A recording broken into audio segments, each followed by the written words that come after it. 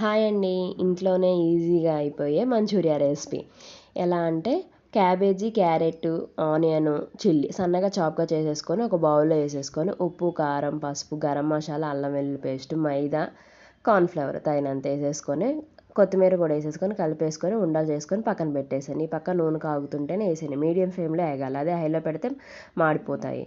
తీసుకొని పక్కన పెట్టుకొని ఒక కళాయిలో నూనె వేసేసుకొని వెల్లుల్లి వేసాక వేగాక కొంచెం చిల్లీ, ఆనియన్ సన్నగా చాప్గా చేసుకున్న ఆనియన్ వేసేసి వేగాక ఉప్పు, కారం, పసుపు, గరం మసాలా వేసేసుకొని అల్లం, tomato sauce, soya sauce, green chilli sauce వేసేసుకొని కలిపేసుకోండి.